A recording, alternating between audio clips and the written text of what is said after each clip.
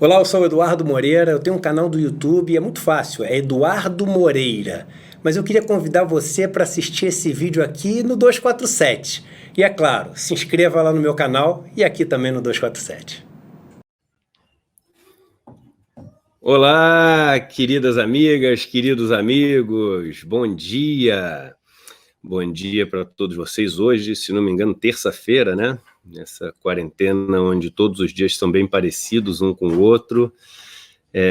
Queria falar para vocês que a gente está batendo mais de 40 milhões de minutos assistidos no YouTube no último mês, né? Essa é uma média móvel, ou seja, a gente sempre vai acompanhando os últimos 28 dias, e a gente que tinha conseguido ultrapassar a barreira dos 30 milhões de minutos por mês assistidos, acabamos de bater a barreira dos 40 milhões de minutos assistidos. Então, isso é muito bacana, né? Significa que a gente está chegando cada vez a mais pessoas, a gente tem tido a capacidade de oferecer uma narrativa independente, diferente, e eu faço questão do tempo inteiro estar com a gente, porque como eu digo todos os dias, uma conquista nossa, todos vocês indicando para várias pessoas aqui o nosso espaço, e a gente precisa disso, precisa dessa união, né, dessa nossa comunidade, né, essa unidade comum que todos temos, que é esse espaço aqui, por isso a palavra comunidade, para fazer esse espaço crescer cada vez mais. A gente tem sempre aquela possibilidade, né, de monetizar os vídeos, etc. E aí o YouTube pega e te mostra para todo mundo, porque ele quer fazer o vídeo monetizado girar para o YouTube poder ganhar receita, mas a gente fez aqui uma escolha, né? A escolha de não monetizar os vídeos, de não ter propaganda, de não ter patrocínio. Até ontem recebi uma sugestão de uma pessoa que assiste aqui os vídeos, falando, poxa, por que então você não monetiza os vídeos e doa 100% para alguma entidade que esteja lutando contra o coronavírus, etc. Eu achei super interessante a ideia e quero, assim, sentar um pouquinho e pensar na ideia se faz sentido, né? Porque a gente sempre teve esse compromisso de nunca se beneficiar de propaganda e etc. para não ter conflito de interesse nenhum, né? Então, isso até para mostrar o seguinte, a gente está aqui sempre escutando as ideias que vocês dão, escutando as críticas, quando elas, claro, são respeitosas, etc. Quando não são respeitosas, a gente escuta também, mas escuta só uma vez, né? Porque depois a gente pega e se despede de quem falta ao respeito, de quem é agressivo desnecessariamente, etc., com a gente. Mas sigamos então juntos e celebrando essa possibilidade do nosso espaço continuar crescendo e ganhando cada vez mais importância aí nesse nosso processo de poder falar um pouco do que está acontecendo no mundo, está trazendo convidados. Hoje uma convidada super especial. Hoje nós vamos, quando a gente começar a falar de Brasil, tá aqui com a Maria Lúcia Fatorelli, né? A Maria Lúcia Fatorelli, eu sei que vários de vocês gostam muito de ouvi-la, e eu sempre recebo mensagens aqui, poxa, convida a Maria Lúcia, convida a Maria Lúcia, convida a Maria Lúcia. Então hoje tem Maria Lúcia Fatorelli.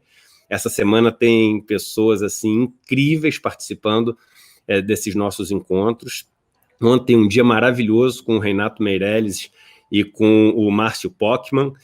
Acho que ontem foi um dos dias, assim, todos os dias foram muito bons, assim, quando a gente traz convidado, mas ontem foi um dos melhores dias em relação à qualidade das informações que foram trazidas e a lucidez ali dos dois. Se você não assistiu o dia de ontem, vale a pena voltar e assistir, porque a gente teve ali uma aula, tanto desse economista brilhante, que é o Pockmann, né, como do Renato Meirelles, que tem aí o Instituto Data Favela, né? E o Locomotive é fundador dos dois institutos, trazendo aí informações para a gente super relevantes e importantes ao que tem acontecido aí nas regiões mais carentes do Brasil. Já temos 1000 pessoas aqui hoje, online.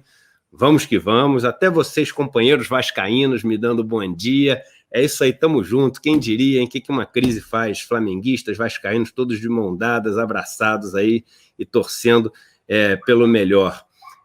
Pessoal falando para eu convidar aqui várias pessoas, a Mônica De Bolli, o Frei Beto, todos vocês saibam que estão sendo escutados e levados em consideração todas essas sugestões. Bom dia para todos vocês, vamos começar, e aí é o nosso combinado, 5 minutos agora certinho, que é quando a gente faz esse boas-vindas aí para todo mundo. Vamos começar agora com as nossas notícias, pedindo a todos vocês para a gente dar aquele salto de 1.000 para 3.000, que é o primeiro salto que a gente dá, que todos vocês, por favor, deem aqui um like no vídeo, não custa nada, né? Só clicar no like aqui e a gente vai já para outro patamar, porque com esses primeiros likes a gente é sugerido, né, pelo YouTube para outras pessoas entrarem aqui na nossa live. Então, só pedir para vocês que todos vocês possam dar um like. Temos menos likes do que pessoas, então dá para a gente crescer ainda nesses likes aqui para chamar a atenção das pessoas. E o pessoal do Facebook, que tem ajudado demais, o nosso espaço no Facebook quase dobrou de tamanho no último mês, né, em número de seguidores, que vocês possam dar também um compartilhar nesse vídeo, que hoje tem Maria Lúcia Fatorelli falando com a gente. Eu sei que vários de vocês adoram ouvi-la e hoje ela tem bastante coisa para falar. Bem, vamos lá. Vamos começar falando de mundo, né? E o mundo, ele continua com a doença sendo, obviamente, aí a principal preocupação de todos os países, não tem nenhum país que esteja com outra agenda que não seja o coronavírus, até os últimos países aí a minimizar a doença e adotar uma postura mais complacente, e alguns até chamam essa postura de não permitir a imunização, né, da nossa população, até esses países, como a Suécia, por exemplo, revertendo aí as suas estratégias e fazendo com que medidas de confinamento, de distanciamento social sejam atingidas. Então, o mundo inteiro nesse modo de lockdown. Claro que em vários países isso tem determinados graus de severidade, graus de rigidez, etc., mas todos os países vivendo isso. O mundo que agora contabiliza 1.360.000 casos registrados e quase 76 mil mortes, né? Lembrando, todos os dias que estamos falando de casos oficiais. Então, por exemplo, uma grande parte desse último gerável confirmados no mundo se dá por conta dos Estados Unidos, né? Os Estados Unidos, que agora está quase batendo 370.000 casos, ou seja, olha o que a gente está falando, de 1.360.000 casos no mundo, mais de 360.000 casos são dos Estados Unidos. Por que os Estados Unidos? Porque além da doença ter se espalhado num ritmo muito rápido lá nos Estados Unidos, né, um país que tem grandes centros cosmopolitas, como Nova York, por exemplo, onde você tem um dos epicentros da doença nos Estados Unidos, o principal epicentro da doença, você tem também a capacidade de testar muito grande as pessoas. E essa capacidade de testar tem sido utilizada como uma das grandes estratégias para conseguir sair rapidamente da crise. Por quê? Porque não só você consegue medir a agressividade da doença no seu país, como você consegue medir o número de pessoas que eventualmente podem estar imunizadas. E por que a gente fala eventualmente podem estar imunizadas? Porque também é muito cedo para dizer que alguém que pegou essa doença nunca mais vai pegar e ela está imunizada. Não se sabe ainda. Volto a lembrar, gente, tudo é muito novo nessa doença. Mas os Estados Unidos, então, com 368.000 casos, e com mais de 10 mil mortes, se aproximando a 11 mil mortes lá nos Estados Unidos. Ontem a gente trouxe aquela notícia, né, meio que aqui no Brasil, pelo menos em primeira mão, de que o Boris Johnson, o primeiro-ministro britânico, ele tinha dado entrada na UTI, né, e tinha falado que tinha dado entrada na UTI só como precaução, etc. A gente sabe que essa história é igual aquela anedota do gato que sobe no telhado, você vai falando aos poucos, né, para não gerar grandes reações, mas ninguém é internado na UTI à toa. E hoje a notícia de que o Boris Johnson na UTI já está sendo tratado com oxigênio, né? Então ainda não foi colocado um ventilador, que é aquela respiração artificial, mas ele está sim sendo tratado com oxigênio. Ou seja, torcemos todos para que ele volte são e salvo dessa experiência absolutamente ruim de ter que lidar com uma doença como essa, que em muitas pessoas tem levado ao óbito, mas a gente sabe que a situação do Boris Johnson é grave, senão ele não estaria passando por uma UTI com respiração, enfim, não auxiliada por um ventilador, mas pelo menos assistida aí por oxigênio e por medidas que facilitam aí a respiração. Né? Você tem que, na Espanha, uma notícia ruim, né? Na Espanha, o número de novas mortes volta a crescer. No dia anterior, você tinha tido 637 novas mortes, e você volta a ter 743 mortes na Espanha. Isso é muito ruim. A Espanha, que tinha tido um dia melhor, né? A gente tinha celebrado aqui, ela volta a ter um dia de crescimento tanto em nominal como percentual, ou seja, o número de novas mortes em relação ao número total de mortes, como o número de novas mortes absolutos. E os casos ativos na Espanha, por que é sempre importante olhar os casos ativos? Porque às vezes a gente olha o seguinte, o número de pessoas que foram testadas positivo, número de pessoas que morreram, a diferença entre os dois, sobreviveu, está curada. Não. Tem um número entre os dois das pessoas que estão com a doença, mas ainda não foram curadas. Isso é o número de pessoas ativas, né? Na Espanha, esse número cresceu. A gente falou desse número algumas lives atrás aqui. Ele estava em 75 mil, ele está em 83.504. O ideal é que esse número vá diminuindo, ou seja, o número de pessoas que contraem a doença é menor do que o número de pessoas que vão se curando da doença. Você vai fazendo isso até ela zerar. Então, você tem uma alta do número de casos ativos na Espanha. Esse número subiu 2,4% no dia anterior tinha crescido 1,6%. E aí, para a gente ver aquele gráfico que a gente vê todos os dias e fica mais fácil vocês visualizarem isso, aqui é o gráfico do mundo. Vocês que forem mais atentos vão ver que essa curva ela começa a ficar menos inclinada para cima nos últimos dias, fica bem mais fácil ver quando a gente olha o gráfico logarítmico. Então, vocês veem que a curva ela começa a fazer uma curvatura assim para baixo, né? Ou seja, uma boca virada para baixo, como ela fez na primeira parte ali, nos primeiros dias. Então, aqui, nesses primeiros dias aqui, você tem uma curvatura para baixo, e aqui em cima agora você começa a ter também uma curvatura para baixo. Me perdoe se às vezes eu fico com a caneta aqui, mas aqui no YouTube é o contrário, né? O nosso lado direito vira esquerdo, o esquerdo vira direito, é diferente da gente olhando para um espelho, né? Então, é difícil mexer, mas vocês conseguiram entender o que eu falei. Aqui o número de novas mortes por dia, né? Então, nesse número de novas mortes, a gente tinha celebrado essa queda anteontem, né? Uma queda relevante do número de mortes, e a gente viu que o número de mortes ele volta a subir um pouco, ainda abaixo dos patamares máximos que a gente verificou, né? Que era um total, vamos ver aqui, de 6 mil mortes por dia. Estamos falando de o mundo como um todo, mas, apesar de ser abaixo do número máximo que a gente já verificou, ainda é uma alta em relação ao dia anterior, e muito por conta de Estados Unidos e Espanha. Espanha, um país que volta a piorar um pouco, e Estados Unidos, um país que está entrando na sua semana mais crítica da crise. As notícias não são todas ruins, apesar de outros países também estarem anunciando novas proibições, países que já passam algum tempo pela doença, né? Então, Paris anunciou a proibição de exercícios, né, à luz do dia, né, que eles falam daytime, né?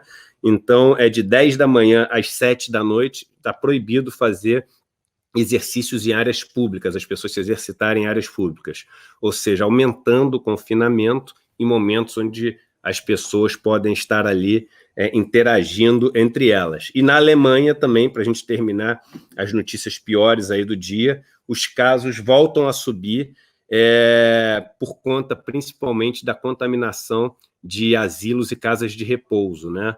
Então, o vírus entrou nesses lugares que, obviamente, têm medidas muito mais restritivas e de proteção por ser uma doença muito mais perigosa e letal para as pessoas mais velhas, mas ele entrou nesses lugares e, infelizmente, isso está fazendo com que o número de mortes na Alemanha e de contaminados também tenha subido bastante nos últimos dias. A Alemanha, que já tem mais de 100 mil casos registrados, né, 103 mil casos, e quase 2.000 mortes, 1.810 mortes na Alemanha. Como a gente falou, nem todas as notícias são ruins, né? Você tem o Irã, que é um dos lugares onde mais morreu gente, mais pessoas foram contaminadas, conseguindo fazer a curva ficar mais achatada, né? Achatar a curva, né? Que eles chamam em inglês de flattening the curve, né? Ou seja, o achatamento, né? Da curva, e o Irã conseguindo diminuir o ritmo de novas mortes, novos casos, certamente como efeito das últimas medidas mais rigorosas que tomou. No mundo, assim, a gente consegue já ter alguma visão dos países que conseguiram, desde o começo, controlar bem a crise, o tempo entre o começo da crise e você começar a soltar as pessoas de casa para poder atender às necessidades essenciais e depois as nem tão essenciais assim, e aí tendo uma liberdade maior de ir e vir, e abrindo lojas que eram lojas que na escala de essencial para não essencial ficavam mais para frente, até pontos turísticos, que é o que está acontecendo na China, para você começar esse processo de saída da crise, né?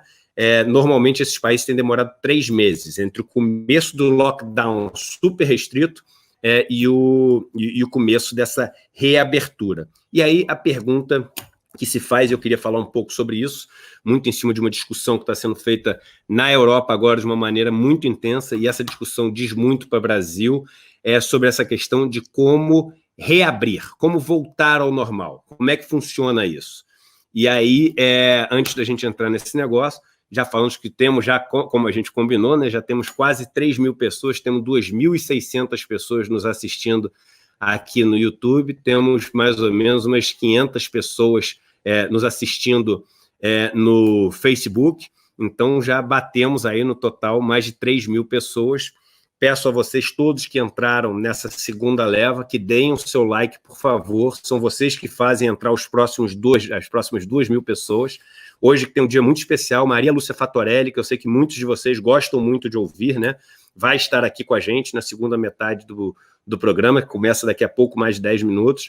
Então, todos vocês que quiserem avisar os amigos, etc., que a Maria Lúcia Fatorelli vai estar aqui, não deixem de dar o like aqui, e vocês do Facebook, não deixem de dar o compartilhar aqui, para todo mundo poder ouvir a nossa amiga aqui, Maria Lúcia Fatorelli, que está entrando. Bem, a conversa que tem dado o tom da discussão na Europa tem sido sobre esse processo de reabertura, né? Principalmente depois que alguns países começaram já no mundo a fazer esse processo. A China, né? Que, aliás, ontem um marco na China, o primeiro dia desde o começo da crise, eu vou repetir, o primeiro dia, desde o começo da crise, em que não morreu nenhuma pessoa oficialmente, e aí entra outra discussão, que poxa, como é que os países estão lidando com esses dados oficiais? Qual país está escondendo, não está escondendo, subnotificando? Qual país está testando mais, testando menos? Então tem outra discussão, tá? Mas comparando o que tem sido demonstrado pela China, né?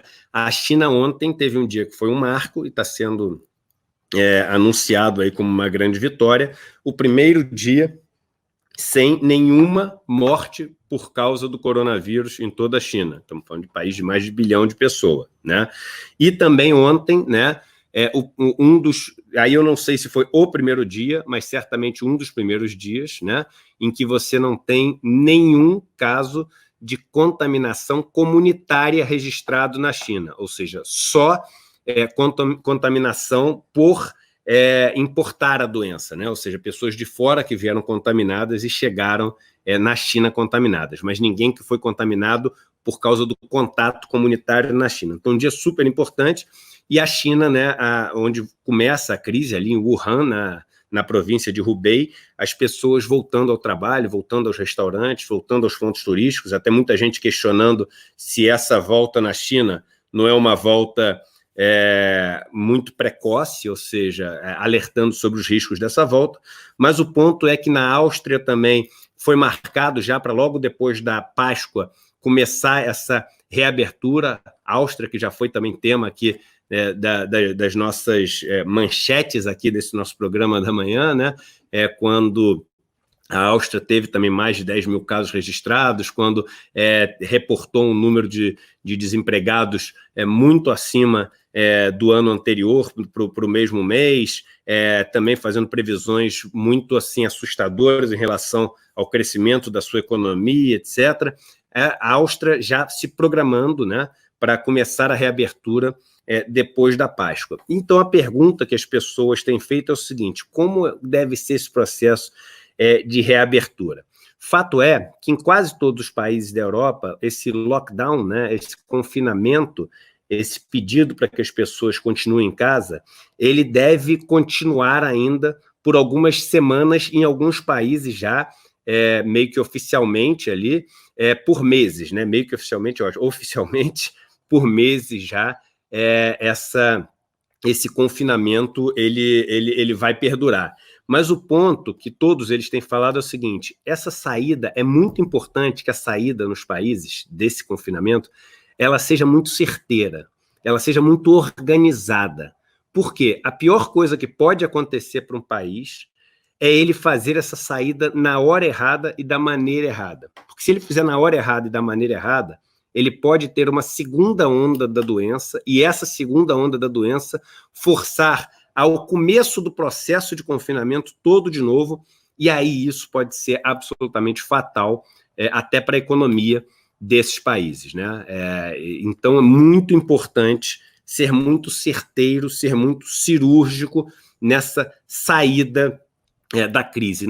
Não se sai dessa forma como até a gente tem falado muito aqui no Brasil: pô, vamos para a rua e vamos. Eu recebi ontem um WhatsApp, né, um videozinho patético, né? Bolsonaro Week, sei lá, Black Week, Bolsonaro, todas as lojas em promoção, vamos todo mundo para as ruas.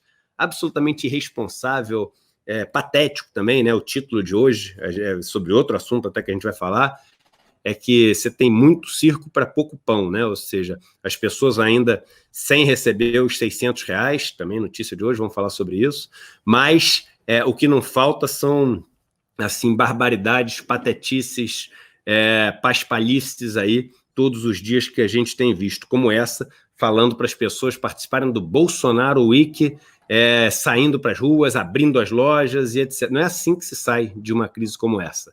Isso, assim, isso é de uma irresponsabilidade, de um amadorismo, de uma, me perdoem a palavra, de uma burrice enorme, né? A saída, ela deve ser absolutamente estruturada. Na Alemanha, semana passada, teve um relatório que foi divulgado no final da semana passada, né, por um instituto lá que reúne cientistas, economistas e empresários, IFO, se não me engano, o nome do instituto, onde eles falam de uma forma muito holística ali, né? Olhando todas as frentes que deve se olhar num momento como essa, tanto a parte econômica, como a parte da sanitária, como a parte social e etc. Legal, né? Eu sempre fico falando aqui no Brasil, as pessoas aqui no Brasil, a gente teve assim uma falta de comunicação muito grande e grave do ministro da Justiça, né? Existem muitas incertezas jurídicas em relação a essa crise, por quem paga, quem não paga. Vem cá, minha escola, o cara tem que baixar a mensalidade, eu não tenho que baixar, meus filhos estão em casa, eu estou dando aula para eles, e aí, eu vou pagar a mesma coisa para a escola? Então a escola não vai gastar luz, não vai gastar água, eu tenho que fazer o serviço para as pessoas da escola, eu estou gastando internet para os meus filhos poderem assistir, não gasta a internet da escola, e aí a escola ganha a mesma coisa, então ela não tem risco nenhum da história, gasta menos, ou seja, vai ter um lucro maior ainda em cima de uma crise como essa.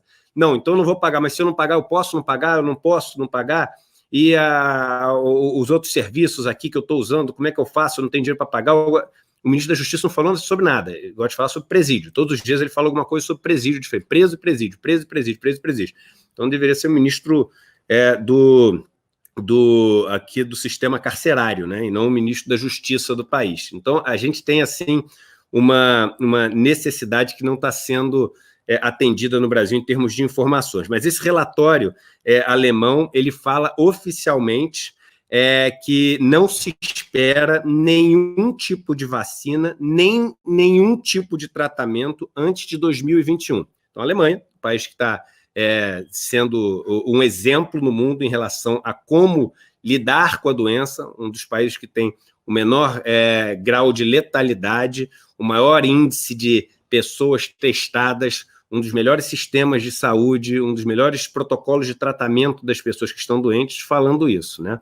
O Brasil, no meio dessa bagunça, um diz disso, o outro diz, o cara diz que vai demitir, o outro não demite, manda sair, semana Bolsonaro das compras, volta para a rua, sai da rua, essa confusão toda.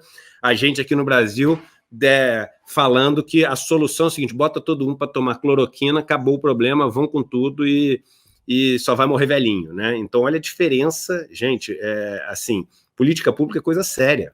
Assumir um cargo de liderança no país, seja ele de presidência, de ministro, etc., significa ter uma caneta que vale vida, de verdade, né?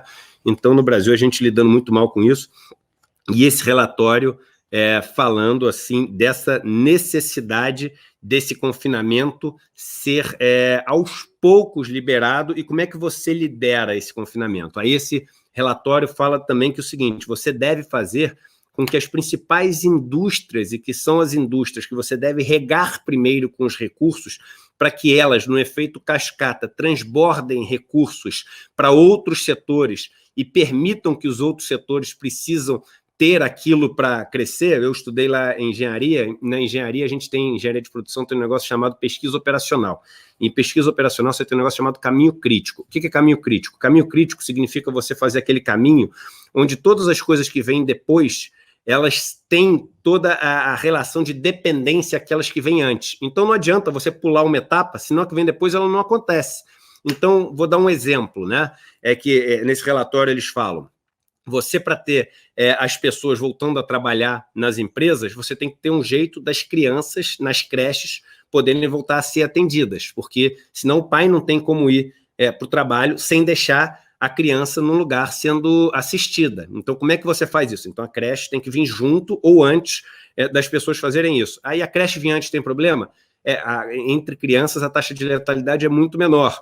Então, com os cuidados devidos, talvez possa vir antes mesmo. Então, a gente consegue. Mas aí, quais setores tem que vir? E aí, eles lá estão falando muito o seguinte, o setor de telecom e o setor, lá na Alemanha, automotivo, eles são importantíssimos. Primeiro, sem o setor de telecom, várias empresas não podem funcionar a todo vapor. E o setor automotivo, na Alemanha, é o setor responsável por boa parte da cadeia que está pendurada nele econômica. Então, é importante que ele voltar antes para os estímulos para irem voltando também. Não adianta peças, e vão ser utilizados pelo setor automotivo. Então, esse planejamento, ele é importantíssimo, é importantíssimo. E se você perguntar o que tem de planejamento no Brasil, pode ser até que tenha um. Eu não vi, vocês não viram, e parece que ninguém viu, né? Então, a gente, ao invés de estar, assim, tão preocupado em falar que, olha só, na volta da crise, vamos tocar o barco nas reformas, vamos arrebentar ali de fazer essa privatização, etc. Não é assim que se faz a história. Você tem que ter um planejamento, né? E o seu planejamento não pode ser só continuar tudo como era antes, porque não é como era antes. O mundo é diferente do que era antes. Então, esse tipo de planejamento faz parte desse documento também. O seguinte, eles dizem que os eventos com grandes aglomerações como shows, espetáculos, boates, etc., devem continuar fechados por um bom tempo. E aí, gente, vamos ter uma coisa na cabeça. Apesar dos mercados estarem reagindo muito positivamente nesses últimos dias, e a gente previu que isso ia acontecer aqui também, aqui eu acho que foi o único lugar onde vocês acompanharam todos os dias e vão continuar acompanhando aqueles gráficos, né, que eu mostro sempre no começo, do número de mortes por dia, da escala logarítmica para a gente ver a aceleração. E eu falava assim, os mercados... Primeiro, o dia que eles perderem volatilidade, e tem um YouTube gravado sobre isso, né? Quando a gente fala, uma boa notícia, né? No meio da crise, não sei o quê, algumas semanas atrás, quando você saiu de 15% para cima, 15% para baixo, circuit break para cá, circuit break para lá, para dias de 2%, 3%, a gente falava, opa, é o seguinte, isso é a primeira boa notícia, porque as pessoas conseguiram enxergar o tamanho do monstro. E agora, enxergado o tamanho do monstro, com menos volatilidade, que foi quando o VIX, que é aquele índice de volatilidade americano, começou a cair muito, agora a gente tem como fazer conta. Antes não dava para fazer conta. Quando você não faz conta, você não tem a menor ideia, então começa um jogo de Japão, um cassino maluco que rende 10% para cima e para baixo todos os dias e quebra todo mundo. Né? Então as pessoas começaram a fazer conta. E a gente falou, olha, o segundo movimento de aposta vai ser quando a doença começar a estar controlada. Então, quando a doença começar a ficar controlada, isso a gente ia ver naquele gráfico, começou a apontar para baixo, pode ser que ele comece a apontar para baixo, como já fez uma vez, e volte a apontar para cima, pode ser que seja só uma onda, pode ser que não, né? Mas isso dá esperança de que as coisas, em termos de saúde, estejam controladas. E aí as pessoas vão voltar a apostar. Mas aí tem uma próxima onda, que é o seguinte, a doença não foi curada, como diz o relatório alemão. A doença não tem vacina ainda, como diz o relatório alemão. Então você não pode soltar as pessoas todas dentro de casa, senão volta tudo, e volta pior. Então essa volta ainda é uma incógnita. Qual vai ser o impacto que vai ter na economia? A relação entre os países, como é que vai ficar? Então toda essa dúvida pode fazer com que o mercado, depois dessa onda de melhora, volte a sofrer novamente, ao verificar que a volta econômica vai ser mais complicada do que ele imaginava. Então, apesar do mercado ele inspirar nas pessoas sentimentos maníacos depressivos, né? Ou seja, tudo vai melhorar uma hora e tudo vai piorar outra hora, as coisas não são nem tanto ao céu, nem tanto ao inferno, né? As coisas vão funcionando em ondas menores do que as ondas impulsivas das pessoas, né? Então, a gente imagina aí que ao longo das próximas semanas caia essa ficha, que é a ficha da retomada das atividades. Como vai ser essa retomada? E aí vamos contar assim, o que aconteceu de prejuízo no mundo. Isso a gente está falando numa escala global. Lembrando que cada país vive uma realidade diferente, um momento diferente da crise. Então não adianta olhar, e o mercado acaba fazendo isso muitas vezes, Inglaterra subiu 7% hoje, Japão subiu 5%, o Brasil vai subir 7%. Vem cá, a gente está com o mesmo grau de proteção de Japão e de Inglaterra? A gente está dando os estímulos para a economia similares aos que estão sendo dados lá? A gente está se preparando para a volta da mesma forma como eles estão se preparando? Porque se não estiver, e se todas essas respostas forem negativas, pode ser que o pós-crise seja desastroso para o Brasil. Eu não estou falando que é ainda. Essa conclusão eu ainda não cheguei. Que vai ser uma coisa sofrida para todo mundo, vai. Mas o quão sofrido vai ser, é difícil ainda medir. Se a gente continuar dessa forma como a gente está lidando com a crise, pode ser extremamente sofrido, e se for extremamente sofrido, pode ser que essa alta que a gente está vendo nesses últimos dias da Bolsa possa acabar lá na frente virando mais uma queda de grandes proporções.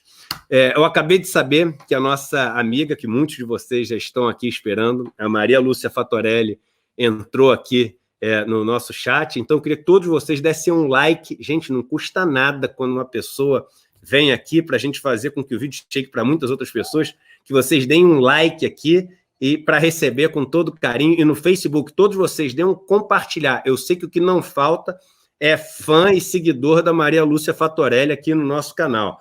Então todos vocês, antes de eu passar para ela, deem um like aqui e deem um compartilhar.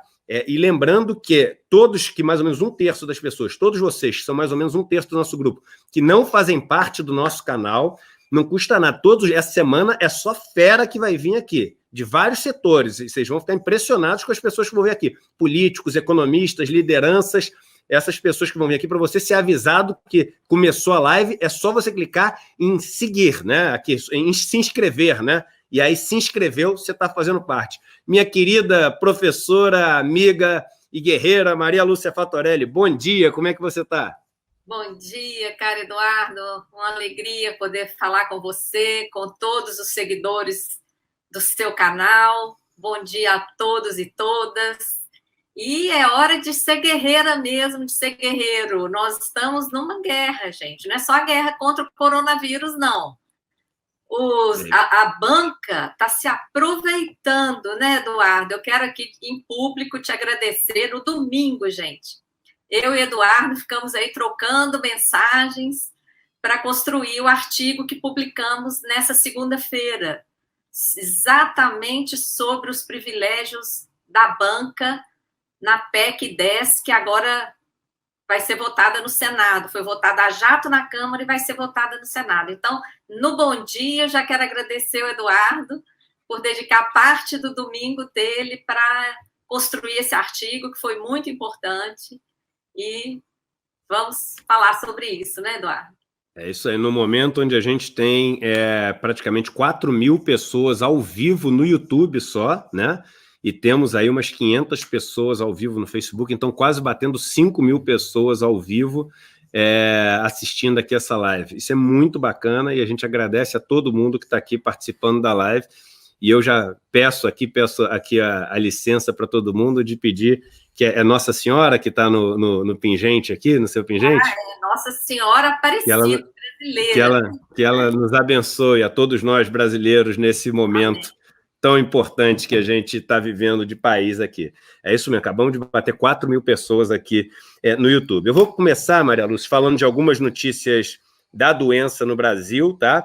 E depois a gente vai entrar nessa questão econômica e vai falar sobre a PEC 10 e essa questão que você falou da diferente forma como estão sendo tratados pobres e muito ricos no Brasil. Não estamos nem falando de pobres e ricos, estamos falando pobres e dos mais ricos, daqueles que têm dinheiro para 10 gerações para bancar todos os prejuízos que a sua empresa vai ter, que seu banco vai ter, que todo mundo vai ter, mas esses que estão tendo não só as maiores ajudas, como a maior atenção. Isso me deixa tão revoltado como a maior ajuda, ou seja, não é só a ajuda financeira que é maior, não. É o único que recebe ali o telefonema e o ministro atende na hora, que faz live na hora que precisa, que ouve a proposta para poder implementar, e etc. Então isso, mas a gente vai falar sobre isso ainda. Antes, falando um pouquinho de Brasil, né? Mais dados apontam para aquilo que a gente foi pioneiro em falar aqui no canal, que existe uma subnotificação gigante no Brasil pelo coronavírus, gigante. O número de mortes que você tem relacionadas a doenças respiratórias está diretamente relacionada num estudo que foi feito também e liberado ontem, relacionado aos estados que têm mais casos registrados de coronavírus, ou seja, tem muita morte que está acontecendo no Brasil, que ela é muito provavelmente em decorrência do coronavírus, que não está sendo registrada como coronavírus, e eu falava já há algumas semanas, nada me tira da cabeça, isso é uma opinião pessoal, de que existe uma estratégia política de subnotificar para poder chegar no final e falar, viu como nós dissemos? Viu como o meu amigo, dono do Madeiro, dono da Havan, não sei o que, disse, iam ser 5, 7 mil pessoas que iam morrer mesmo. Aí vem o outro paspalho lá, pateta, e fala o seguinte, tem gente que nos Estados Unidos morre engasgado também, assim, então, pô, vai mandar as pessoas parar de comer? É o que eu falei aqui outro dia. Então é o seguinte, então faz o seguinte, ninguém mais usa cinto de segurança, então libera as pessoas tomar qualquer remédio, tira receituário médico, libera geral, deixa todo mundo morrer, entendeu? Não faz a menor diferença se tudo as pessoas não entendem que existe a morte, né? A morte evitável, aquela morte, as providências corretas, ela pode ser evitada e ela deve ser evitada. E são essas mortes evitáveis que elas devem ser evitadas, né? A realmente qualquer custo, porque a vida vem antes da economia. Lembrando aquilo que eu falei para vocês do livro do Eric Fromm, que já várias vezes falei como dica aqui, da Sane Society, a sociedade sã, que ele fala o seguinte, antigamente, a economia era um meio para a vida. Hoje, a vida parece ter se tornado um meio para a economia, que se tornou fim, né, dessa história. Em Pernambuco, quando você começou a ter uma investigação maior de pessoas que tinham morrido e os testes começaram a sair, você teve um aumento enorme do número de registros, o que dá a entender que lá em Pernambuco o grau de letalidade está maior do que todo o país, mas eu sempre falei, cuidado com essa história, porque você não pode fazer essa conta simples de quantos morreram, quantos casos estão notificados, tem muito caso que não está notificado, tem muito caso das pessoas que não é sintomático, então as pessoas nem vão atrás de teste, não vão para o hospital, então não dá para fazer essa comparação, são coisas diferentes. Isso só mostra que tem muita gente que está morrendo, que não está sendo notificada como coronavírus. E aí, antes de passar para a primeira intervenção aqui da minha amiga, dizer que o assunto de ontem foi a reunião de Bolsonaro com os ministros e com Mandetta, né? Onde, durante a tarde inteira de ontem, se falou sobre a demissão que estava programada do ministro Mandetta, e os jornais hoje trazem como principal motivo dessa história o fato do Mandetta não querer adotar oficialmente ainda o uso da cloroquina como tratamento, e Bolsonaro, com esse personagem messiânico, essa postura messiânica que ele assumiu, ele quer trazer a cura, né? Ele quer trazer a salvação, ele quer trazer a solução, né? De uma maneira messiânica mesmo, ou seja, vamos jejuar e vai aparecer a solução. Vamos rezar para a cura e apareceu a cloroquina. Isso é de uma irresponsabilidade assim tremenda, e as pessoas acreditam, e eu não culpo ninguém por acreditar. Ele é o presidente da República, ele pode falar em rede nacional, ele tem acesso ao contato de todos os cientistas, ele tem acesso ao contato de todos os outros países, então o que ele fala vem independente da gente, Bolsonaro, não dá para negar que o que ele fala, e não ele, mas qualquer presidente da República fala, vem junto com uma credibilidade que é inerente ao lugar de fala de um presidente da República. Não é à toa que ele tem 30% de aprovação e você tem 30% das pessoas que são contra o confinamento e você tem 30% das pessoas que não estão respeitando o confinamento. Tudo bate certinho.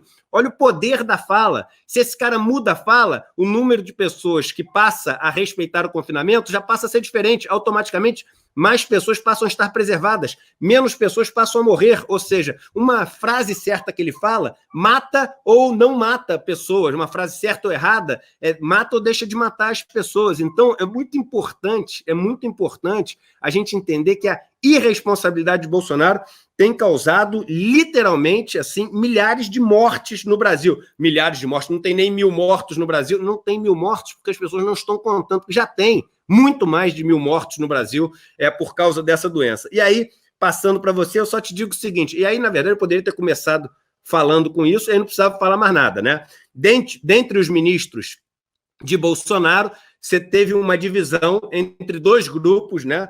Os que apoiam o isolamento e os que não apoiam o isolamento, né? Que apoiam a reabertura de todo o comércio, das indústrias, de todas as atividades econômicas. E aí, os que apoiam a reabertura são o ministro Weintraub, o ministro Salles, o ministro Onyx Lorenzoni, o ministro Ernesto Araújo, o ministro Augusto Heleno e Regina Duarte. Aí não precisava falar mais nada, né? Então, depois de falar quais são os que apoiam a reabertura, eu acho que não precisa falar mais nada e dá para a gente ter uma ideia de se é bom se manter confinado ou acreditar na turminha da Terra plana e voltar para o UFC, para o Vale Tudo contra o vírus. Mas uma reunião muito ruim ontem, né, Maria Lúcia? Sai enfraquecido o ministro, sai enfraquecido o próprio Bolsonaro, porque a conversa é que ele teve que se dobrar aí a uma ordem já superior, né, dos ministros militares, né, e da ala militar do governo. Então, sai enfraquecido o Bolsonaro, sai enfraquecido o ministro, sai enfraquecida a luta contra a doença e saem fortalecidos os membros militares do governo. Então, acho que assim, um dia muito ruim para a gente em termos de notícias. Fatorelli. Sim, Eduardo, nessa conjuntura, né, de drama por essa pandemia, eu concordo com você, está havendo uma subnotificação, não estão sendo testadas as pessoas. Em Minas Gerais, por exemplo, o número de pessoas mortas este ano, nos últimos meses, com problemas respiratórios, está infinitamente maior do que a mesma doença no ano passado, no mesmo período. Então, como é que as pessoas já morreram, já foram enterradas? Quantas delas já poderiam estar com o coronavírus, infectadas pelo coronavírus, né? O problema é o seguinte, nessa conjuntura toda, nesse momento, nós precisaríamos de muito recurso para a área da saúde, da pesquisa. Até o Fantástico mostrou que voluntários, estudantes, mestrandos, doutorandos, estão trabalhando como voluntários nos laboratórios das universidades, que esse Weintraub, ministro da Educação, chamou outro dia mesmo de... O que ele falou mesmo? A palavra que ele usou foi... esqueci agora, foi uma farra. Ele quis dizer que era uma balbúrdia. Ele falou que as universidades estavam em balbúrdia. Agora nós estamos vendo. Né? Isso mesmo. Isso. Nas universidades públicas é que a pesquisa está avançando. A ciência e tecnologia, nos últimos anos, perdeu uma enormidade de recursos. E olha que, quando a gente fala enormidade, em relação à migalha que eles possuíam, que eles recebiam. Porque o nosso orçamento é uma vergonha, né? O nosso orçamento... Mostra para a gente que é importante eles verem esse gráfico que você faz. Talvez não dê para vocês verem aí direito os números, mas esse gráfico está na página da auditoriacidadã.org.br. Essa parte... O que é essa fatia amarela grandona aí, que é quase metade do gráfico? Isso, todo ano é assim. Quase 40% para gastos financeiros com a dívida, tá? A educação, que está se mostrando agora mais do que nunca carente de recursos, 3,4% ano passado. A saúde, 4,2%. A ciência e tecnologia, 0,23%. Então, o privilégio dos rentistas é impressionante. Agora, nesse momento de pandemia, é hora de suspender esses juros. Quem vive de juros pode esperar, não pode? Pode, aguenta esperar 3 meses? Olha, nós não estamos propondo nenhum confisco do dinheiro que foi aplicado. Quem quiser, quem precisar, vai lá e resgata.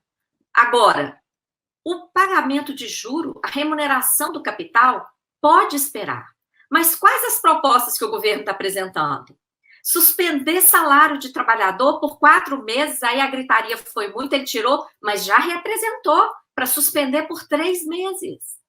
Então, quem vive de salário, de ganha-pão, porque salário é ganha-pão, pode ficar 3 meses sem receber nada. Mas e para o juro? Nós temos um abaixo-assinado, aproveito para fazer um apelo, quem ainda não assinou, o abaixo-assinado está em destaque na Auditoria Cidadã, precisa assinar o abaixo-assinado, compartilhar, e o que está acontecendo nesse momento com as medidas propostas ao Congresso é aumentar o privilégio da dívida. Por exemplo, a PEC 10, além do que eu e você, Eduardo, denunciamos no artigo, que o Banco Central vai virar o receptáculo de toda a papelada podre que os bancos comprarem, de todo o risco que os bancos quiserem assumir, agora não tem limite. Eles podem fazer qualquer negócio.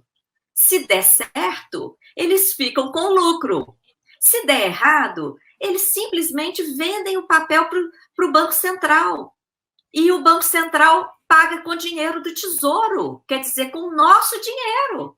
E dinheiro do Tesouro é o quê? É esse dinheiro aqui, gente. É o gráfico, é o orçamento inteiro. Isso aqui que é o dinheiro do Tesouro. O que for para bancar essa farra que a PEC 10 está dando para os bancos, vai faltar mais ainda nas áreas sociais. Ou então, vai virar dívida pública. Nós vamos transformar papel podre, risco de banco, em dívida pública. E depois a dívida é a desculpa para privatizar. Todas as privatizações, desde Collor, passando por Fernando Henrique, Lula, Dilma, Temer e Bolsonaro, porque todo mundo privatizou. A desculpa de todas as privatizações é pagar a dívida. A desculpa das contrarreformas é ajustar o gasto, como dizem os liberais, ajustar o gasto, cortar direito, cortar gasto social. Para quê? Para sobrar mais para pagar a dívida. Então, além dessa farra, estão na PEC 10 também liberando a regra de ouro, que é o artigo 167, inciso 3 da Constituição, para que emitam mais e mais títulos da dívida, para pagar juro, para pagar despesa corrente com juro. Isso vai fazer a dívida explodir. Então, o privilégio dos grandes, dos mais ricos, não tem limite. E ontem, Eduardo, nós publicamos uma outra nota à noite, nota 2 da Auditoria Cidadã. Um dos itens da nota é o nosso artigo, é a denúncia da farra que a PEC 10 está fazendo aí com a papelada podre do mercado. O outro item dessa nota é essa liberdade de emitir título para pagar juro, aumentando, fazendo explodir a dívida pública. E denunciamos mais duas coisas que estão na PEC 10 e na medida provisória 930, que também está no Senado. Eduardo, colocaram nessa medida provisória 930 isenção para ganhos com variação cambial, com ganhos com o tal do swap cambial. E colocaram essa isenção de uma forma disfarçada. Com 21, a metade desses ganhos vai ser tributado. Só lá em 2022, a totalidade dos ganhos vai ser tributada. Então, veja bem, colocaram de uma forma que fica parecendo que eles vão passar a tributar. Só que nunca existiu isenção para esses ganhos. Esses ganhos de variação cambial sempre foram considerados ganhos tributáveis, de acordo com a legislação em vigor. Eles estão tacitamente, de uma forma sorrateira, isentando os ganhos esse ano, e olha que só agora, no mês de março, o ganho cambial foi mais de 15%. Quem é que teve ganho aí de 15%? Em um mês. Só esses privilegiados que tiveram acesso aos contratos de swap do Banco Central. O Banco Central faz, garante a variação do dólar para os privilegiados. É tudo sigiloso, ninguém sabe quem são esses privilegiados. E quem paga a conta? De novo, não, porque o prejuízo do Banco Central é transferido para o Tesouro. Essa é outra denúncia sobre esse que nós ponto, estamos fazendo nessa nota. Não, só falar um ponto importante, Maria Lúcia, que as pessoas precisam saber, tá? Obviamente, todo mundo tem direito, graças a Deus, ainda, né, no Brasil, a ter opinião sobre o que quiser, né, e ver os fatos e poder aí tirar as suas próprias conclusões. Até, apesar de ser um programa que tem sempre a minha opinião, tem sempre a minha análise, eu faço questão sempre de trazer os dados para as pessoas, os números, os percentuais, etc., mesmo sabendo que, às vezes, os percentuais deixam um grupo que não vê ali aquela história da confirmação. Existe uma coisa em economia comportamental chamada o viés da confirmação. Então, por exemplo, se você é bolsonarista, se você é lulista, cirista, se você só quer ver notícia que confirma o que você acha. Então, quando você vê qualquer coisa que é diferente daquilo, você fica com raiva e quer matar o mensageiro. Tudo bem, as pessoas que lidem com suas raivas, eu não tenho nada com isso, cada um tem o seu processo de evolução aqui na Terra e tem que aprender a lidar com os seus problemas. Mas aqui a gente passa os dados e depois tem separado uma opinião. Então, vou falar para vocês uma questão que ela tem uma parte de dado e tem uma parte de opinião. A parte de dado é a seguinte: o Banco Central ele vai poder, a partir de agora, se tornar mais um dos especuladores do mercado. O que isso quer dizer? O Banco Central ele pode agora ter uma carteira especulativa de títulos. Então, ele vai poder comprar do mercado financeiro, no momento onde você não tem referência de preço nenhuma, esses títulos que, nesse momento, viram muitas vezes títulos podres. Por que a gente chama de títulos podres? São títulos de dívida, não são títulos de propriedade de uma empresa, ou seja, uma empresa emitiu uma dívida, existe o medo que essa empresa não consiga pagar essa dívida, e hoje os donos dessas dívidas são os bancos, que fizeram uma aposta especulativa e ao longo dos últimos anos ganharam bilhões e bilhões e bilhões de reais. Esses bilhões de reais foram retirados dos seus bancos e corretoras como dividendos, não pagaram nenhum imposto como dividendos e hoje fazem parte das fortunas desses bilionários e multimilionários brasileiros que são donos desses bancos, né? Esses bancos, num ano como esse, as apostas deram errado, porque essas empresas estão passando por um momento ruim, e ao invés de ajudar as empresas, e aí sim cobrando, né, ao ajudar as empresas, que essas empresas não demitam, que elas repaguem o governo com prioridade em relação às outras dívidas que elas têm, várias outras medidas, não. A ajuda não é para as empresas, a ajuda é isso mesmo que vocês estão entendendo, isso é um dado, tá? Isso não é uma opinião, aí depois vem a opinião. O Banco Central vai comprar os títulos de dívida das carteiras dos bancos para diminuir o prejuízo dos bancos. Isso é um dado, não tem opinião nenhuma aqui. Aí, o que algumas pessoas... Aí vem a parte da opinião. Algumas pessoas dizem o seguinte, não, mas isso é importante para o mercado primário ter uma referência de preço melhor. Ou seja, elas já estão assumindo que o Banco Central vai comprar no preço falso, porque se quer dar uma referência de preço melhor, vai ter que comprar no preço que não é o preço justo. E aí, isso significa fazer o seguinte, o Banco Central sou eu, é você, a Maria, o João, o Carlos, a Carol, a Maria Lúcia, somos todos nós através dos nossos impostos. Isso é o Banco Central. Nós vamos bancar os títulos do fulaninho, dono do banco XYZ, do fulaninho do banco JYX, do fulaninho, etc. A gente vai bancar o prejuízo dessas pessoas físicas, porque elas são as donas dos bancos. E aí o prejuízo delas, que poderia, né, pegar aquela montanha de dinheiro que ele tem, vai baixar um pouquinho na crise. E não vai nem baixar muito, tá? Parece, o banco dá essa impressão de que o banco vai quebrar, mas banco responde com patrimônio pessoal dos donos, diferente das outras empresas. Ou seja, essa turma toda tem dinheiro para bancar esse negócio. Além disso, existem mecanismos de proteção para o pequeno investidor. O pessoal fala, não, mas o FGC é muito pequeno e o valor dos CDBs, etc., é muito grande. É burro esse comentário, é comentário que, claro, sempre vem de presidente de corretora, de economista-chefe de corretora, porque o cara quer garantir que não vai ter prejuízo. Primeiro, porque não é todo mundo que quebra. Segundo, que tem o patrimônio dos donos dos bancos também para poder honrar nesse negócio. E terceiro, que quando as empresas vão mal, não significa... Às vezes ela só cai de preço, não vai valer zero o negócio, e depois vai voltar de preço quando a economia melhorar, principalmente se você ajudar a empresa. Então, isso tudo é assim, é uma historinha. Mas o ponto que eu queria falar, antes de voltar para a Maria Lúcia Fatorelli com outro dado, é o seguinte.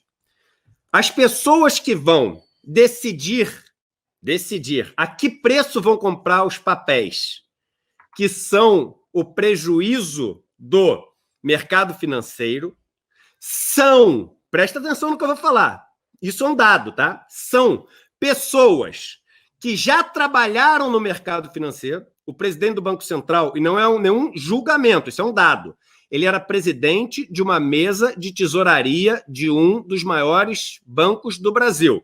O presidente do Banco Central era o presidente da mesa de tesouraria de um dos maiores bancos do Brasil. As mesmas mesas de tesouraria que estão com esses prejuízos enormes.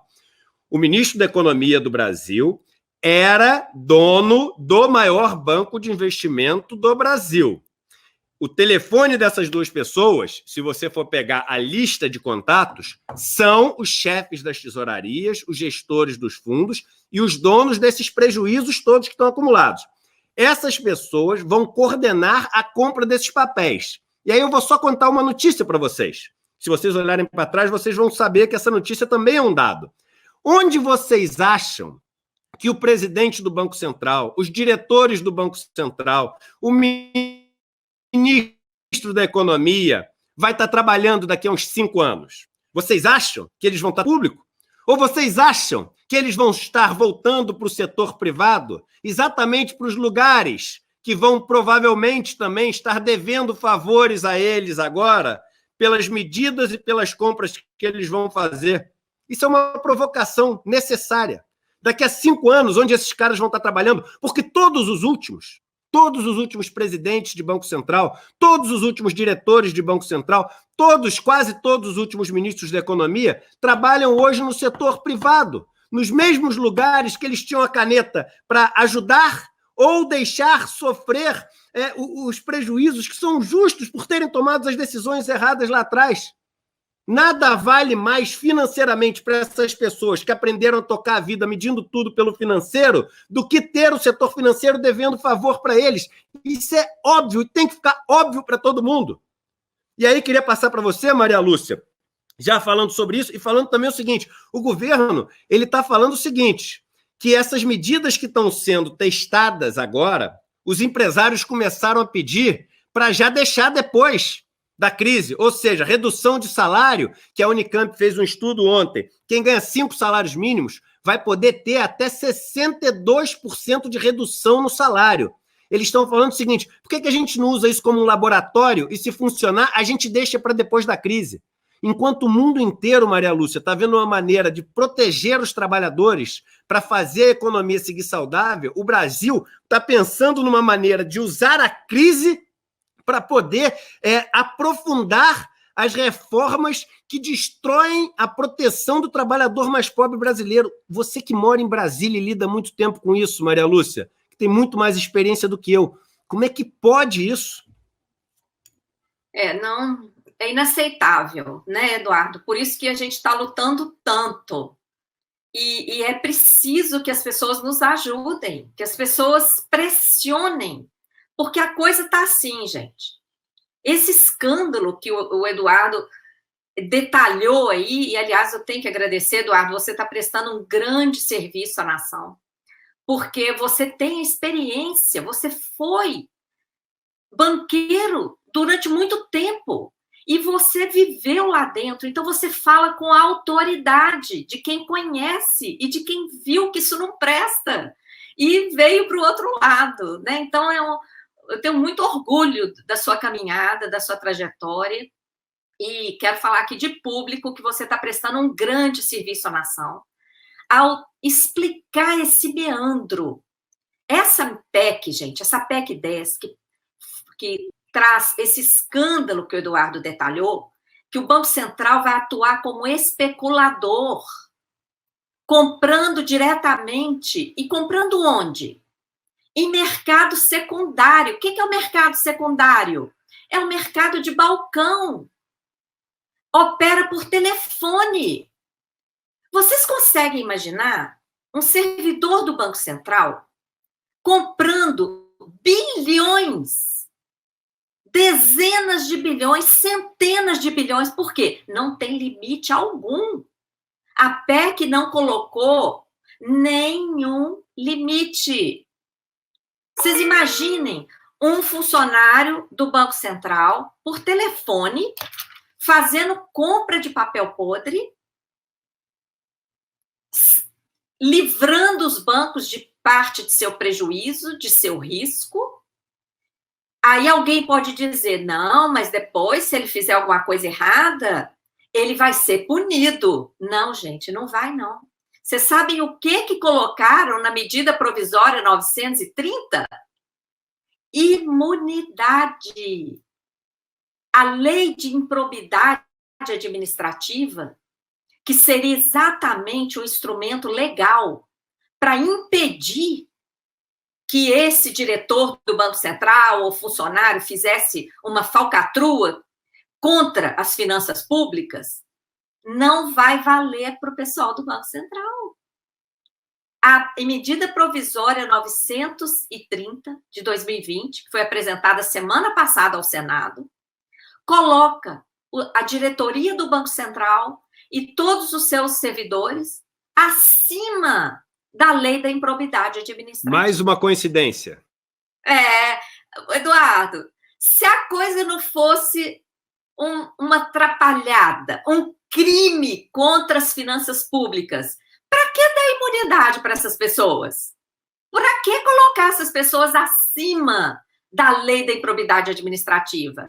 Isso é praticamente, esse dispositivo lá da 930, é praticamente uma confissão de que esse procedimento aqui, que vai comprar papelada podre, livrar os bancos de seu prejuízo, transformar isso em dívida pública para o povo pagar, esse dano ao erário, esse prejuízo público, essa safadeza, não tem outro nome, isso é safadeza. Isso vai ficar impune, porque está lá na 930. Então, gente, o que temos que fazer nesse momento?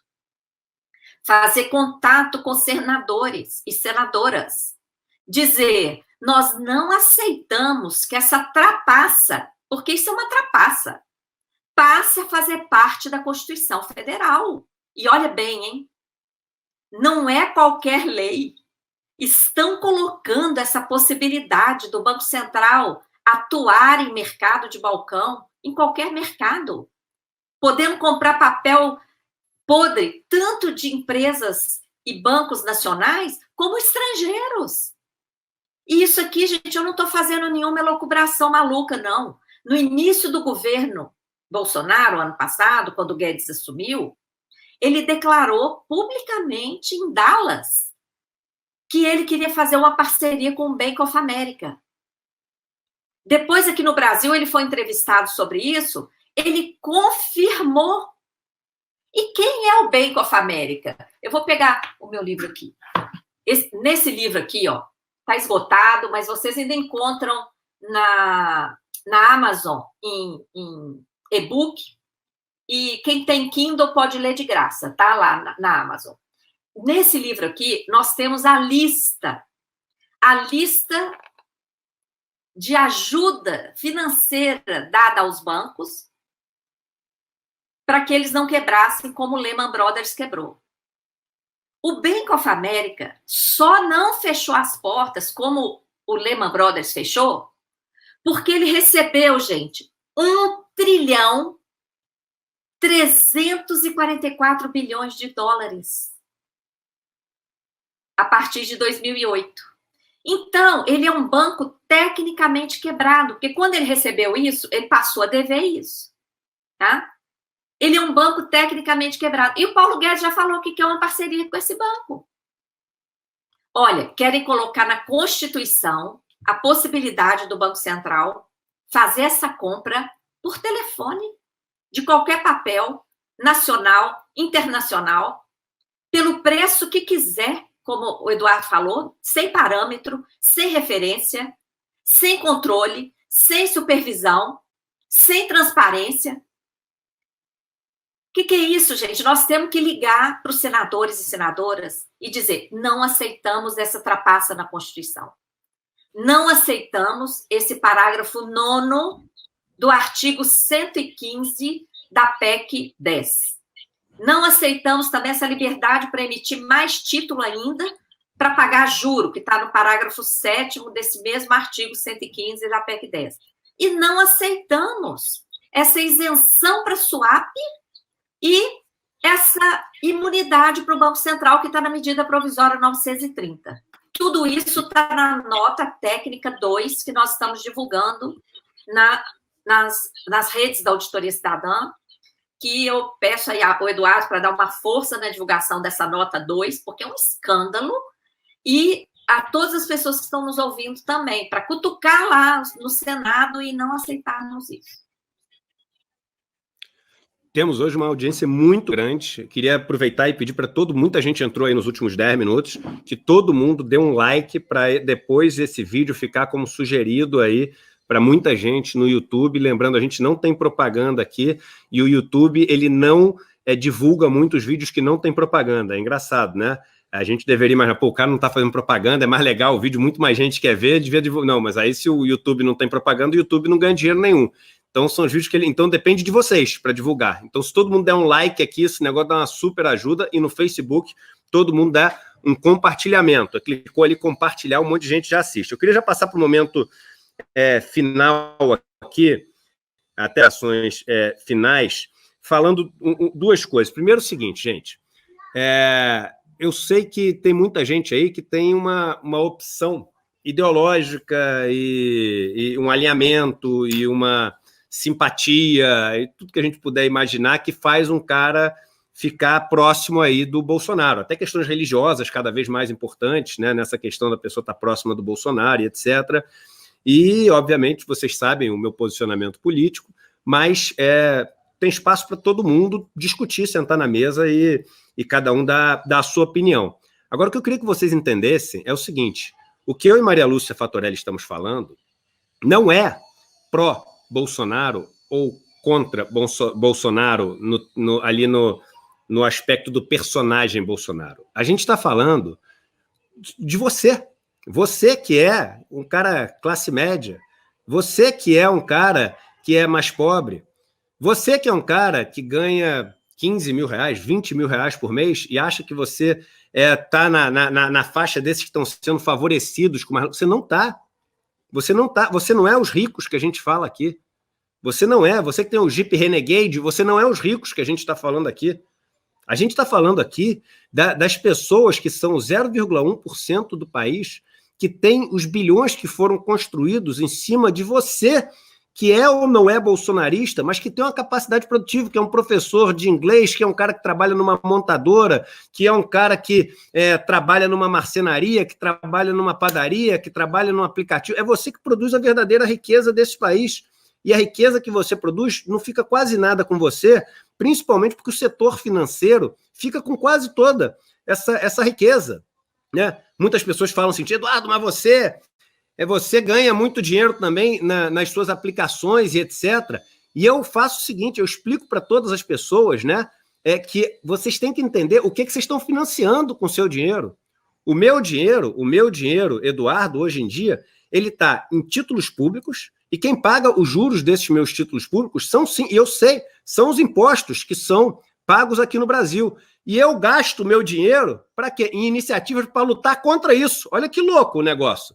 Mas para lutar contra isso, eu preciso de dinheiro. Se eu não tiver o dinheiro, esses caras têm muito mais poder do que eu. Então eu tenho que deixar meu dinheiro aplicado. Se eu não deixar meu dinheiro aplicado, se eu deixar meu dinheiro sem estar aplicado, esse dinheiro vai para a mão deles que vão lutar para cada vez ganhar mais e passar absurdos como esse, porque essas coisas só passam porque esses caras têm muito mais poder econômico e por causa do poder econômico tem muito mais poder político. Então, quando a Maria Lúcia Fattorelli ela quer pegar e emitir um panfleto desse que ela tem, isso custa dinheiro para a Maria Lúcia Fattorelli e é por isso que ela não consegue chegar no Brasil inteiro, porque ela não tem poder econômico para lutar com esses caras. Então, o que a gente está aqui, gente, é uma luta para proteger todos vocês que estão nos ouvindo, dessas pessoas que, por ter o poder econômico, têm o poder na narrativa, têm o poder político e querem ter a fatia inteira do bolo que vai existir depois dessa crise.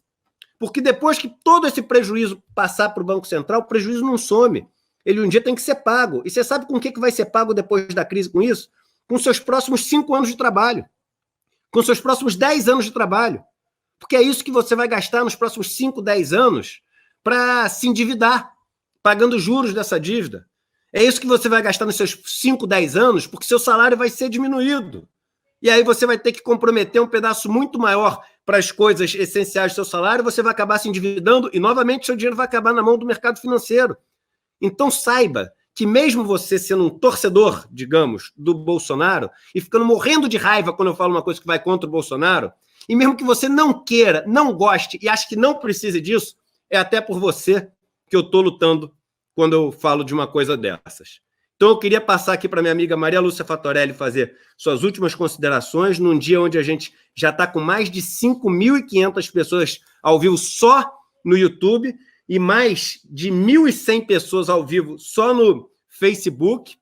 Então, a gente está num dia incrível de audiência aqui. Eu queria que você fizesse suas considerações finais. O programa até um pouco mais longo, quase 6.000 pessoas agora no YouTube, o programa um pouco mais longo do que o normal, mas vale a pena, porque não é todo dia que a gente tem a Maria Lúcia Fattorelli aqui, e já passando para você, te agradecendo por toda essa sua incansável luta, e que, volto a repetir, é também por aqueles que te criticam, que nos criticam, e que torcem desesperadamente para que o Bolsonaro está certo. Você faz o seguinte, você continua torcendo para ele estar certo e não tem problema nenhum, vamos todo mundo torcer para as coisas que acontecem serem coisas boas. Enquanto você fica no lado da torcida, eu fico no lado aqui do real, tentando lutar para que os dados matemáticos sejam também a seu favor. E eu não me incomodo com você ter assim um sentimento ruim em relação a mim quando eu faço isso, porque eu sei que não é nada pessoal. A gente nem se conhece, a gente nunca sentou para tomar um suco, tomar uma cerveja, comer um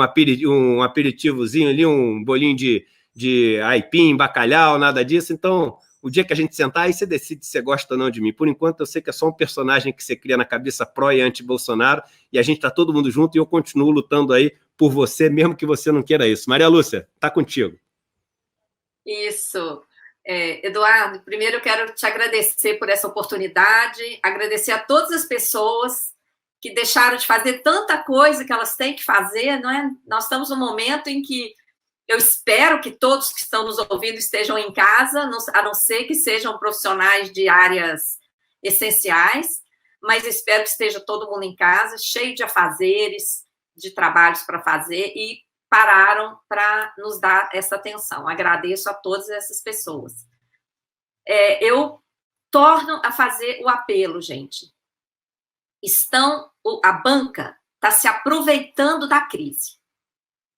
Essa PEC 10, que pretende mudar a nossa Constituição Federal, ela foi protocolada na Câmara dos Deputados quarta-feira passada, à tarde. Nós tivemos conhecimento do texto dela. Antes disso, só tinha notícias vagas no jornal.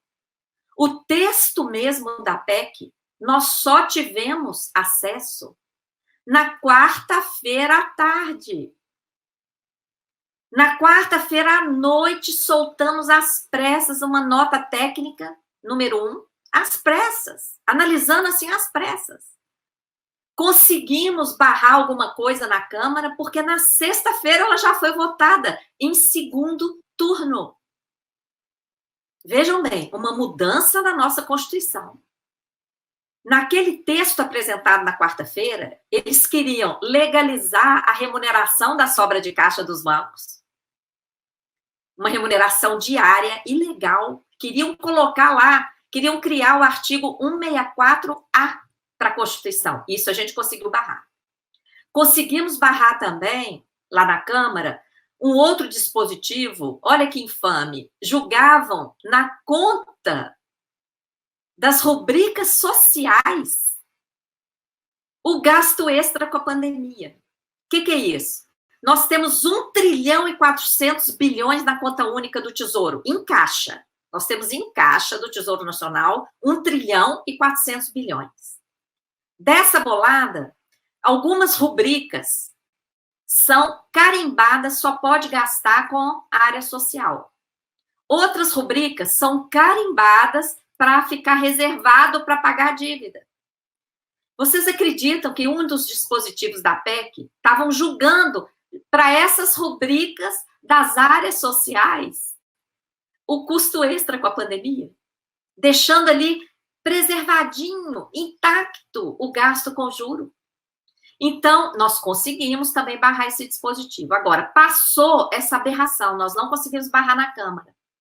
Essa possibilidade do Banco Central atuar como especulador, comprar papelada podre do mercado e julgar isso na conta do Tesouro Nacional e da dívida pública. Isso não conseguimos. Zero de transparência, né, Maria Lúcia? Eles não têm que dizer de quem compraram, quanto compraram, a que preço compraram. De tantos em tantos dias, eles, 45 em 45 dias, se não me engano, eles têm que prestar conta para o Congresso. Aí já passou crise, ninguém sabe onde é que comprou, ninguém vai entender direito o que o cara vai falar, e aí passou, né? Então é isso, zero de transparência. Muito bem lembrado, Eduardo. Nós tínhamos que deixar de falar isso. Eles só têm que informar o montante da operação. E eles não vão informar de quem eles compraram, porque eles consideram isso tudo operação bancária, financeira, coberta pelo sigilo. Eles não dizem nem quem são os detentores da dívida pública, a gente não sabe nem para quem a gente deve, porque eles consideram isso sigilo. É um absurdo. Até Estados Unidos, gente, divulga quem são os detentores dos títulos da dívida americana. Nós só sabemos que o Brasil é um dos maiores detentores lá, depois da China, porque os Estados Unidos divulgam. Aqui não, aqui é tudo sigiloso, tá? Nós temos investigado ao longo de 20 anos a formação do processo da dívida pública brasileira. Apenas uma pequena parte dessa dívida é legítima. É de pessoas que realmente foram lá, compraram o título com seu dinheiro e investiram. Grande parte dessa dívida é transformação de dívida privada de banco em dívida pública, como agora querem fazer de novo com esse esquema. É resultado de mecanismos fraudulentos, como a remuneração da sobra de caixa dos bancos, que custou 1 trilhão em 10 anos. Ilegal. Os diretores do Banco Central podem ir presos por isso também que eles estão colocando lá na MP 930 a imunidade para eles. Prejuízo de swap escandaloso vira dívida pública. Renúncia à prescrição de dívida externa prescrita. Renunciaram à prescrição. Malan estava envolvido nisso. Cadê o Malan? É como o Eduardo falou, esse pessoal faz o que faz, agrada o mercado financeiro, Ele está morando lá em Washington, trabalha lá para o FMI, nunca mais ninguém ouviu falar dele. Então, gente, e nós ficamos aqui pagando a conta. Moramos, nascemos num dos países mais ricos do planeta. Não tem país mais rico do que o Brasil, porque a verdadeira riqueza são nossos minerais, é a nossa água, é a nossa terra fértil, nossas matrizes energéticas, clima favorável, nosso nióbio, ouro, petróleo. Nós temos tudo, nós temos simplesmente tudo neste país. Temos um povo maravilhoso e somos boicotados por esse modelo econômico que produz escassez, que joga a maioria do nosso povo na miséria. Isso é inaceitável. Era para esse país ter educação de excelência, saúde de excelência, tecnologia de ponta em todas as áreas, porque o povo brasileiro é muito inteligente, muito criativo, mas nós somos boicotados. A Auditoria Cidadã denuncia isso, e por isso nós somos tão atacados. Muito obrigado, Maria Lúcia. Desculpe. Ontem mesmo sofremos um ataque, Eduardo, sofremos um ataque brutal. Como? Em redes sociais, ataques de pessoas falando que a auditoria não vale nada, que a auditoria não é séria, que não tem... Então, deixa eu dar um recado para você. Eu li um livro espetacular de São João Crisóstomo, que escreveu no século IV, é o século quando a igreja vira a religião oficial do Império Romano. Então, quando você deixa de ter aqueles seguidores do cristianismo que eram muito idealistas e queriam seguir os passos de Jesus e começa a misturar o poder econômico e político junto com a igreja, então você começa a ter todos aqueles conflitos que o poder econômico e político traz para dentro da igreja. E São João Crisóstomo, um santo, também doutor, considerado doutor pela Igreja Católica, ele se volta contra esses abusos e esses erros que as pessoas passavam a cometer por causa das suas ambições pessoais. E ele falava o seguinte: quando a gente faz uma coisa e luta por justiça, a gente causa 3 reações. Uma, tem um grupo de pessoas que a gente inspira e que vem junto com a gente, lutando a favor de um mundo melhor, inspirado pelo brilho dos nossos olhos.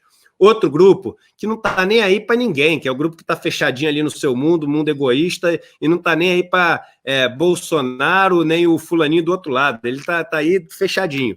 E tem o grupo, que é o grupo que está sendo assim afetado pela sua luta por um mundo mais justo. É o grupo que lucra com as injustiças hoje em dia. E aí, esse grupo vai te atacar de todos os jeitos, Maria Lúcia. Ele vai te atacar, te agredir, vai ser violento, vai te ameaçar. E é a reação que a gente menos quer, porque é muito difícil, né, você lidar com xingamentos, com ameaças, com tudo isso. Mas São João Crisóstomo diz o seguinte: se não tiver esse tipo de reação, é sinal de que você não acertou o alvo. São esses que garantem que você está acertando o alvo.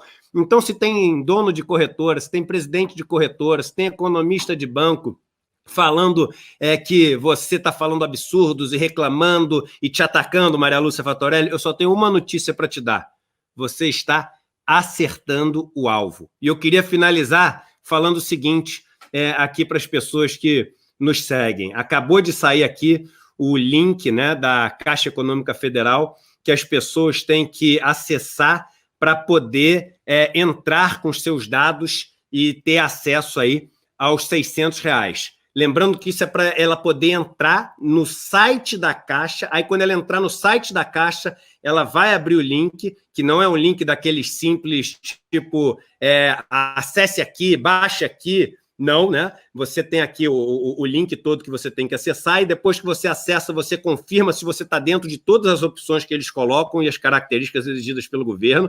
Aí você preenche o seu nome, seu CPF, sua data de nascimento, o nome da sua mãe. Aí você vai ver se você está ou não está no cadastro único. Aí, caso você não esteja no cadastro único, vai abrir uma página, aí você coloca todos os seus dados, e depois que você fizer tudo isso, aí você aguarda a liberação para poder baixar o app, o aplicativo. Aí você tem que ter um smartphone. Aí, quando você tiver o smartphone, a memória no seu smartphone e um Wi-Fi para poder baixar esse aplicativo, você baixa tudo isso e aí sim você vai poder entrar com um pedido para poder receber os seus R$600. Então, a população mais pobre e miserável no Brasil trate de ter um bom Wi-Fi, um bom smartphone, saber mexer em aplicativo e poder fazer todo esse negócio. E aí eu queria só terminar com a seguinte sugestão. Vamos fazer uma inversão também, só para ficar mais divertida a história? Vamos fazer essa ajuda de 1 trilhão dos bancos, os banqueiros terem que receber lá no meio da favela?